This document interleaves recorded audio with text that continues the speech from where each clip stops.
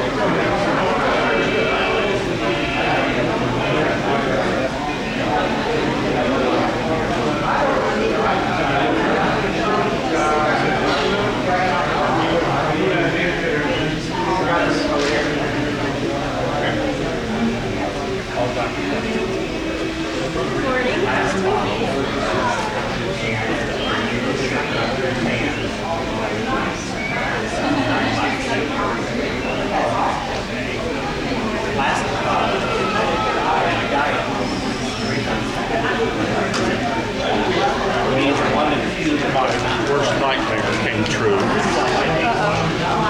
I was elected president last night. Do you know that it was just a matter of time?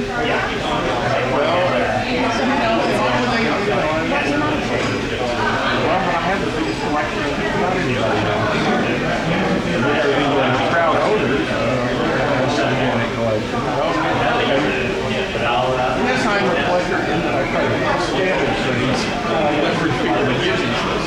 I don't really collect anything. I got people who buy. My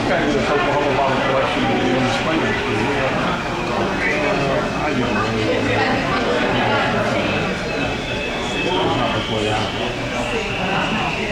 Hey, now they started putting bricks in the mid-30s. And then the shadow, they do the shadow, late 30s to 40s.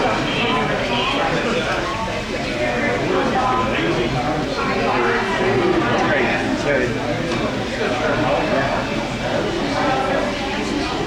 So what were you to say on the shadow, the brick shadow? Was that 40s or late 30s shadow?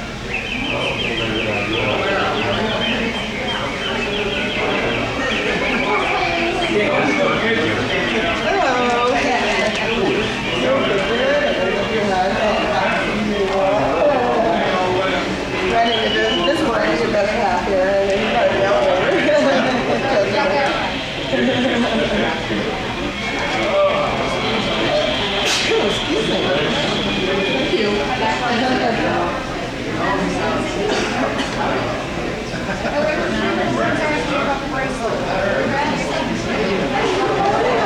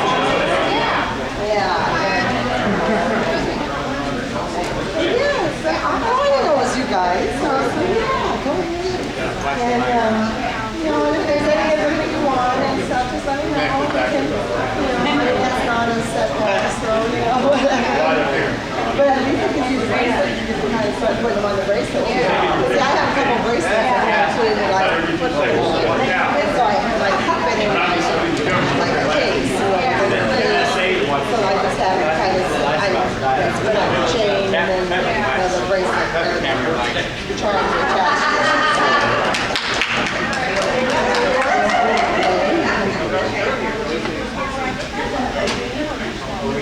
I was hoping that whoever it was interested, it was them.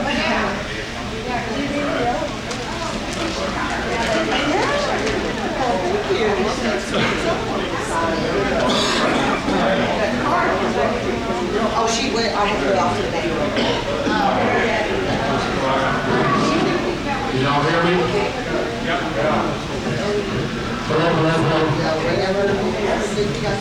Let's get started, guys. Welcome to the 2014 Dr. Pepper Convention seminars. I coerced Joy and her crew into, since the theme of our convention was the 1930s, to try to review the 1930s in the history of Dr. Pepper, and I think that's what they're going to do today. She never did tell me exactly what they're going to do. You gotta like the 30 stuff, that's what that says, so anyway.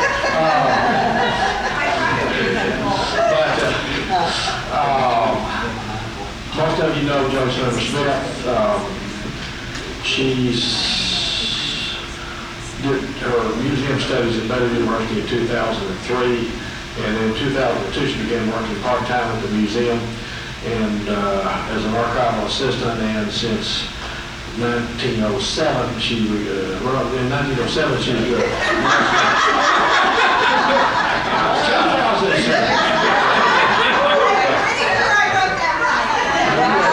2007 she became the director of interpretation, overseeing the collections, and most of you know in 2010 she became the associate director of the museum and kind of runs things over there now. She's jacked out of control. She also lectures at Baylor University in museum studies and lives here in Waco. And most of you, Charlie's been up here a couple of years now. This is Charlie Stanford. He lived in Waco for 12 years. Started out as a Dr. Pepper drinker at age 8. And stuff. Then worked with Joy, and he got hooked on the place where I worked with me and Joy's exhibits class, and he's worked on numerous exhibits, and he's helped us out with some of the computer stuff. And I don't know if Charlie's doing part of the talking or not. And then the newest part of the team here is Krista Stephens. I met her about 6 weeks ago when we brought the stuff up. She's very energetic, young Baylor grad, and we have all these nice little baby Baylors that come from Baylor. So she from Kingbrook, Texas, but I don't know what your official title is. Communications Quality Information Director or something like that, or whatever. Communications Coordinator. In fact, read what it says that we're solid. So, anyway, no, I'm sorry. I didn't start to get glaucoma now, so I'll turn it over to Joy and let her go here. First off, is that I'll show you. Yeah, we got started this morning and we did some research on what the 1930s were like. And we'll talk a little bit more about that in a minute, but the opening movie that you watched was Flowers and Trees. It was a Disney movie. It was one of their very first colorized cartoons, about 7 minutes long. We wanted to share that with you. That's something that we found that we thought was a little bit interesting to get started talking about the 1930s this morning. So.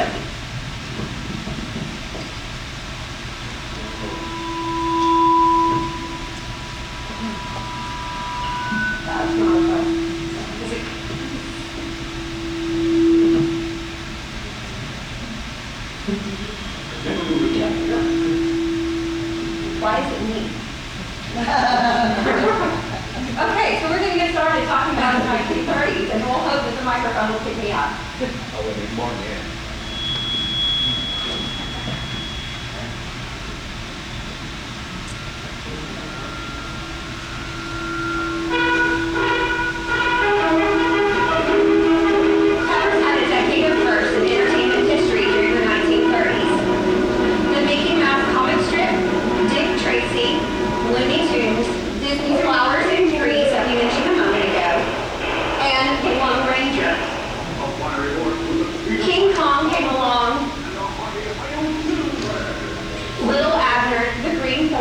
Orson Welles' The War of the Worlds. You say that like it was a resounding success, Joy. Didn't that incite panic across the country? Oh, you know the media, Charlie. They just like to get things stirred up. They blew it all out of proportion. The Grapes of Wrath were published, and 2 unforgettable films that are celebrating 75 years this year were released. Who can forget this classic line?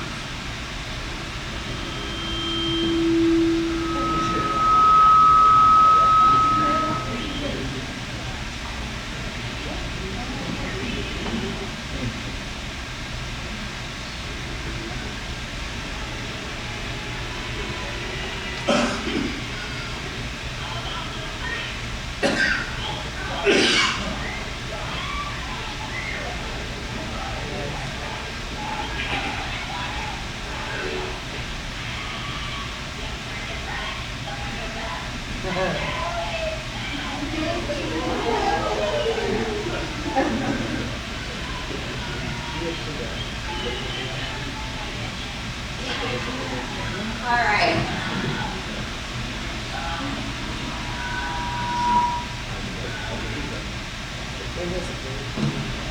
And then we can all fill in the blank on this classic line.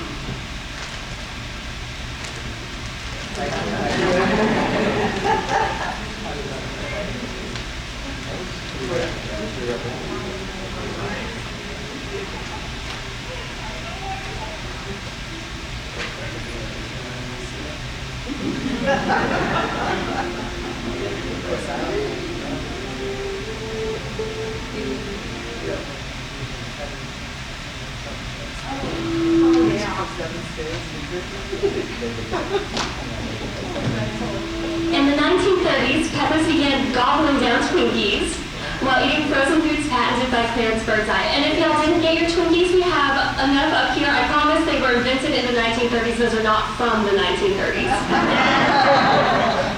They visited the Century of Progress World's Fair in Chicago, where they got to see Cadillac's limousine and many other modern home conveniences. And a new product, nylon, revolutionized women's wear during the 1930s. Don't forget the military, Krista. Military peppers benefit from nylon too.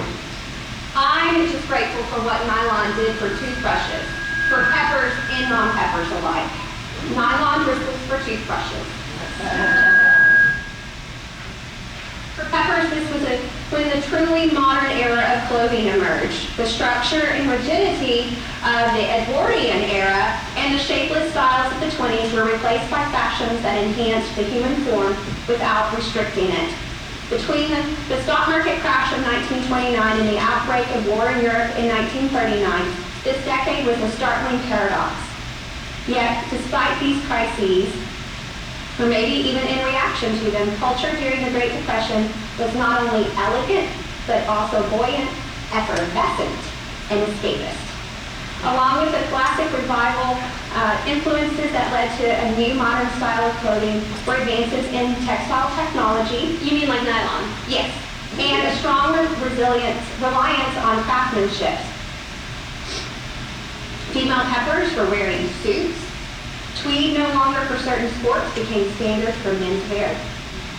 Active wear designed specifically for the skiing pepper or the golfing pepper and the swimming pepper blew wide open the design industry. Lingerie and at-home ensembles mirrored the decade's sensuous evening gowns and suits. Today, we think of this as the time of the beginning of Hollywood glamour. These images are from the 1936 movie The Libeled Lady, starring Jean Harlow, Spencer Tracy, William Powell, and Myrna Loy. Other good examples of fashion from the 30s arrived in King Kong, Mr. Smith goes to Washington, bringing that baby, and I'm sure we can all name many more. Across the globe, peppers watched an upheaval in world politics. Mahatma Gandhi marched in protest of the British monopoly on salt.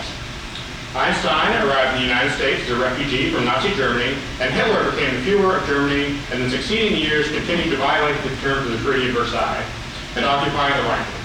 In Great Britain, King George V of the United Kingdom died. His eldest son succeeded to the throne, becoming Edward VIII. Within the year, he had abdicated. Didn't he say something like, I cannot carry the burdens of kingship without the help and support of the woman I love? Such romance. He left control of an entire country for a girl. It's extreme. But anyway, his brother became King George VI. The decade ended as Britain, France, New Zealand, and Australia declared war on Germany. Pepper is respectfully saluted as the Star-Spangled Banner was adopted as the United States national anthem. In 1932, hoping the Depression would not worsen anymore, Dr. Pepper drinkers watched in horror as the Dow Jones Industrial Average continued to drop, reaching its lowest point of 41.22 in July. And a national cry for relief from the Depression, American voters elected Franklin D. Roosevelt in a landslide victory over Republican President Herbert Hoover. During his inaugural speech, he proclaimed that the only thing we have to fear is fear itself, in reference to the Great Depression. I didn't realize that quote was about the Great Depression. Yeah? Let me assert my firm belief that the only thing we have to fear is... I heard that a large jury went up to those peppers that preferred just a touch of something extra in their Dr. Pepper when Prohibition was repealed in 1933. Oh, yeah. In 1935, Dr. Pepper fans breathed another sigh of relief when President Roosevelt signed more New Deal legislation with the Social Security Act. This part of the New Deal provided economic security for the elderly, the sick, and the poor. The decade finished with a steady hand at the helm of the ship when FDR was reelected in 1937. So now, let's check in on Dr. Pepper. During the 1920s, Dr. Pepper moved to Dallas from Waco. They landed at Main Street and started the 1930s in a custom-built facility on 2nd Avenue. J.P. O'Hara, as head Pepper, facilitated the move to 429 2nd Avenue. Wasn't he related to Robert Lazenby? Yeah, he was Lazenby's son-in-law. He met Virginia Lazenby while training for World War I at Camp MacArthur in Waco. So this building looks a bit Art Deco to me. It is. Additionally, the 70,000 square foot building had 3 floors and a basement. It contained everything from bottling works to laboratory areas and administrative offices, and they would prep everything ready to go right in-house. Some special features included large factory glass windows to provide lots of natural lighting, glass-lined pipes and tanks for handling syrup properly, and sanitary measures were definitely a priority at this place. Wow, that sounds like it cost a lot of dough. Only $300,000. Didn't they build another plant somewhere too? Yes, Charlie, thank you for asking. They did indeed. 2nd Avenue in Birmingham, Alabama opened in 1931 to deal with syrup demand on the east side of the Mississippi River. President J.W. Lincoln and General Manager O'Hara had done a really good job then by acquiring franchises in the Southeast. Yeah, this map shows where those Dr. Pepper bottling plants were getting their syrup from in the 1930s. Meanwhile, back in this place that we call Waco. Or you mean the Holy Land? Bottling was still happening at the old plant, and they were still getting the word out locally about Dr. Pepper. At places like this one, the Brazos Valley Free Fair. Didn't they go to the state fair too? Yes, Link and O'Hara began the push in the late 1920s to develop Dr. Pepper connoisseurs.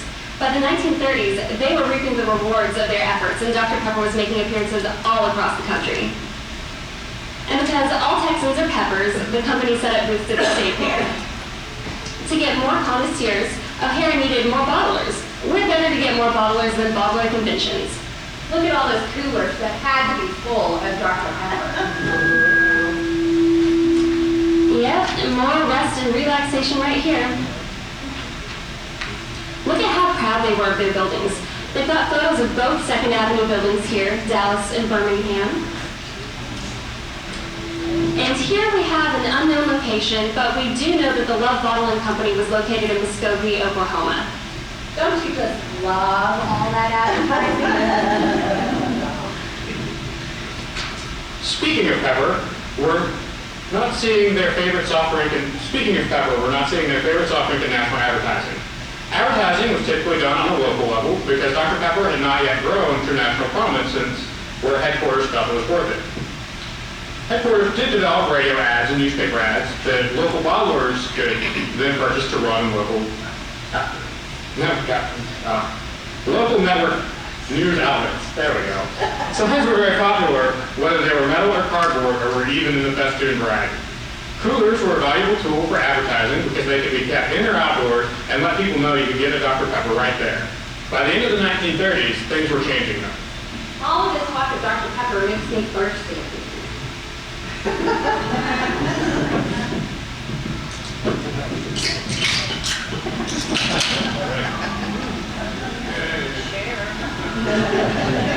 I'm sure there's one around here someplace. Did they get a new logo in the 1930s? Yes, they continued their tradition of changing their logo every few years in the 1930s. It wasn't a drastic change, but happened rather by accident. Vice President and Director of Advertising Sherman L. Brown sent over a pouch pattern to a metal sign maker. And the pouch pattern would have a grid on it so that you could see the proportions of the letters in relation to the rest of the metal sign. Well, the sign maker left that grid pattern on the sign that was returned. And Brown was so amused by this sign that he hung it up in his office. There he would constantly get compliments by workers on how they had finally created a sign to make themselves distinguished from their competitors. You know, I wonder if there will be anything in the auction tonight with that logo on it. I would pounce on that. Although I'm not sure about being up against Roger and Randy. That's kind of intimidating. Advertising for Dr. Pepper got plastered everywhere, so Peppers would know where to get their favorite drink. Coolers were stocked at grocery stores, convenience stores, ready and waiting for a nation of Peppers that were on the move in their cars. Even though it was the Depression, Pepper still made sure they had their pocket money ready for Dr. Pepper. That's right. O'Hara called it a depression-proof industry. Ooh, those coolers we have in our exhibit too. Early coolers and vending machines used ice. These coolers are the Atlas Junior and Senior. By 1938, they were moving on to electric vending machines. Here's an Atlas sidebar cooler and a refrigerated electric cooler on the right. Those are just the coolest.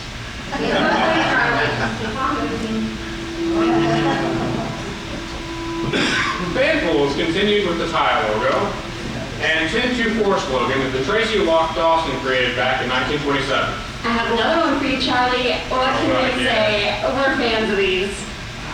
Oh, she just keeps getting better and better. Ink blotters were a popular form of advertising in the 1930s and 1940s. And moving on before Krista comes up with any more puns. Does anybody know how many cardboards were created during the 1930s? Roger might be able to give us our best guess. So here's just two of the many, many hundreds that were probably created. And these are all part of Roger's collection. Here we have a die-cut poster that many of you might be familiar with. And what presentation about the 1930s would be complete without showcasing a few best students? These cardboard cutouts were usually displayed above the soda fountain back bar. Some were one-piece cutouts, others were disconnected pieces that were placed in close proximity to each other. And according to my notes, this best student centerpiece was done by Bradshaw Crandall, who we'll talk about just a little bit later. And thanks again to Roger Kemp for letting us borrow these.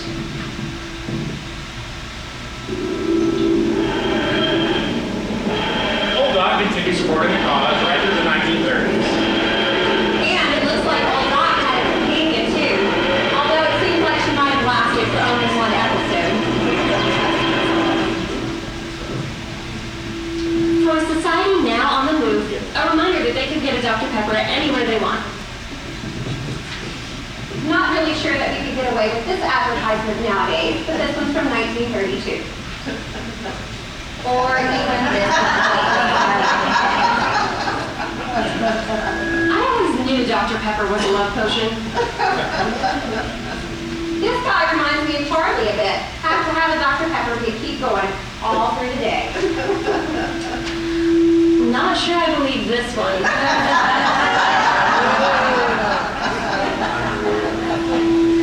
I'm pretty sure that this was what Wilson's house was like.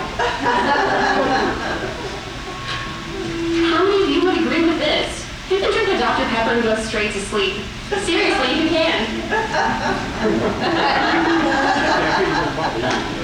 It's starting to, because I'm getting old. And a good demonstration from our fashion slide that we had a bit ago about the sporting peppers. took his dictation till I nearly dropped. Do I need my energy yet? Courage, lady. The hero is coming up. When you drink a Dr. Pepper, you drink a bite to eat. Look it, Sue. Before I drank energy, I was a cutie punk. Now I'm Max Bear's brother. Cause what, smart guy? I'll tell you, when you drink a Dr. Pepper, you drink a bite to eat. Gotta start these kids out right. 6 Dr. Peppers a day.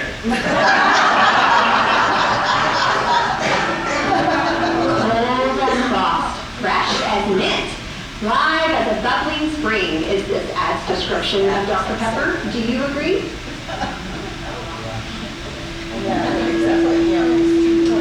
Dr. Pepper helps physical freshness by touching up your smile and spirits. I'll drink to that.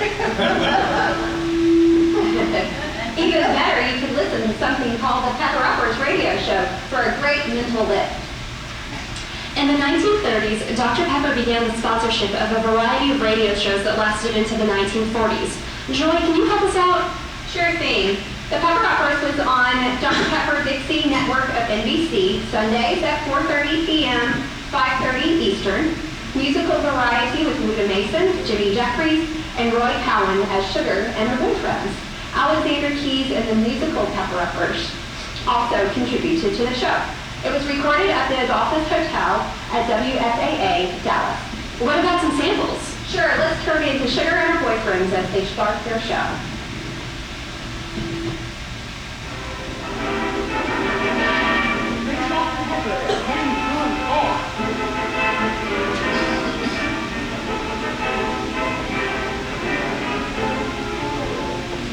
The Pepper Company presents the Pepper Uppers with Judy Mason and our boyfriend, Jimmy Jeffries, Roy Cowan, Alexander Keys, and the musical Pepper Uppers, bringing you a tune with a Jackson Italian title.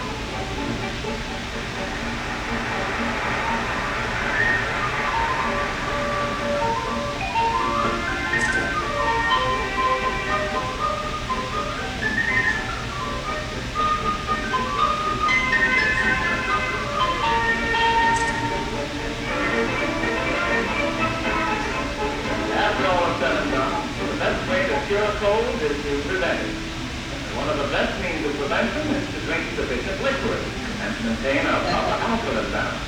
Dr. Pepper scores on both counts because it has that flavor which invites you to drink, because Dr. Pepper raises into the realm of pure pleasure the drinking of sufficient liquid.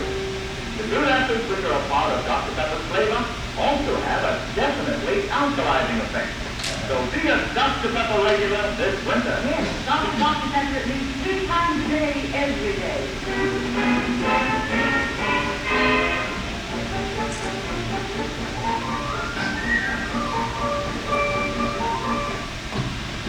Krista, the other radio show very popular in the 1930s was the Dr. Pepper Cadets. It was also broadcast out of Dallas at WFAA, Monday through Friday from 5:15 to 5:30.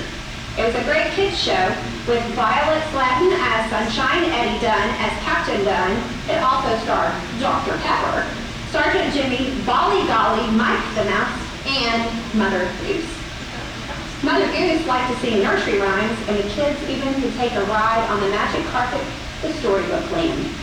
Children could even become a Dr. Pepper cadet. This show was so popular that within the first 20 weeks, membership numbered around 30,000 kids. Isn't there a Dr. Pepper Cadet Creek? Yes, there is. Krista, could you help us out with that? Audience, why don't you help us out? I'm a Dr. Pepper cadet. I promise to be a member true. What Dad and Mother say, I'll do.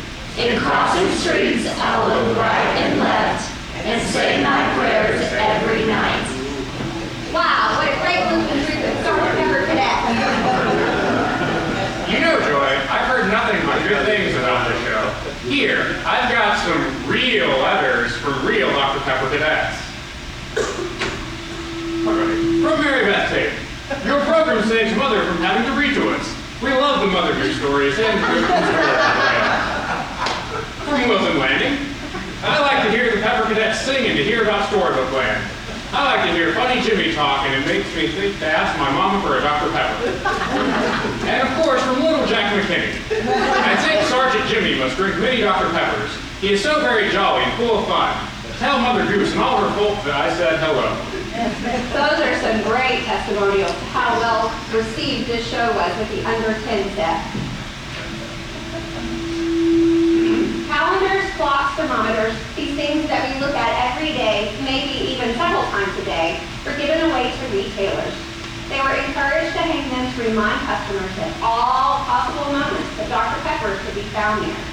Let's take a moment to bask in the beauty of the calendar girls from the 1930s.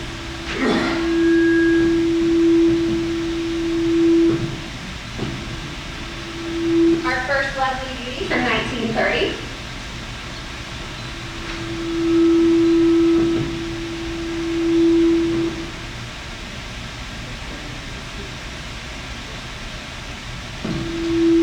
Attributed to Bradshaw Crandall, this is the calendar girl from 1931. And as I promised a bit ago, a bit about Bradshaw Crandall, an American artist and illustrator. He was known as the artist to the stars. Among those who posed for Crandall were Carol Lombard, Betty Davis, Judy Garland, Veronica Lake, and Lena Sherman. Later in life, he went from illustrations to oil on canvas, including political figures.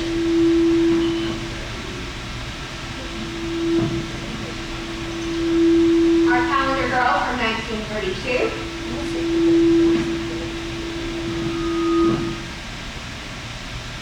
From 1933.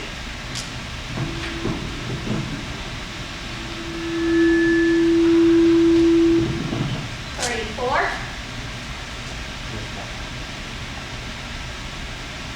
1935, and another one attributed to Bradshaw Crandall. And in 1936, we have one that was done by Laurel Moran, who was a 20th century pinup and glamour artist. Another one by the same artist. 1938, Laurel Moran again. And in closing, 1939. To finish up, what better way for Peppers to show their loyalty than by wearing their Pepper pride? The most noticeable Peppers in the 1930s were the route salesmen. The uniforms of the 1930s were made from khaki army cloth and were made to look very similar to the U.S. military uniforms. The winter versions were made out of wool and were dyed blue. They did not usually put the tie logo onto the actual clothing. Instead, they would have the simple script "Good for Life." The exception for this was the belt buckles.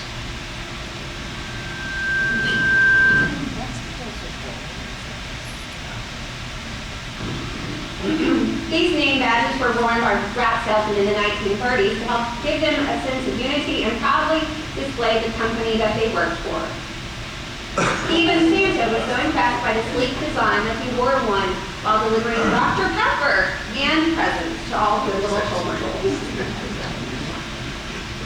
Here we have the 1930s lapel pin. Given out through the 1930s, these pins were handed out at conventions, fairs, pretty much any large gatherings of people to help spread the word about Dr. Pepper.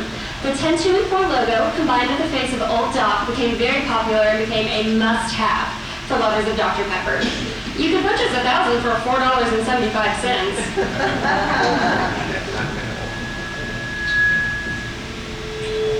Similar to the Old Doc pin, these were handed to large gatherings of people to get the general public to help advertise Dr. Pepper.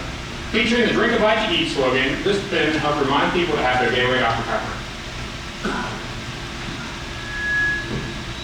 Thus ends our decade in review. We know that in about 40 minutes it would be hard to touch on everything that the 1930s held for Dr. Pepper, so we hope that we've given you at least a sampling of that. We have on the table up here some items out of our collection, along with quite a few cardboards that Roger left us to put up in some exhibit cases, and we had a huge stack left over because there's so many numbers in one. It was so hard to pick. So please come up, take a few minutes, look at what we've got, and then I think it's up next.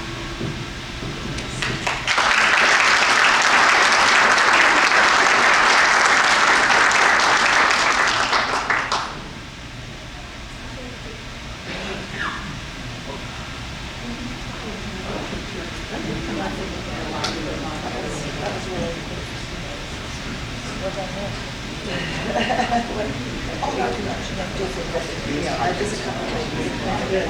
Yeah, thank you. Good.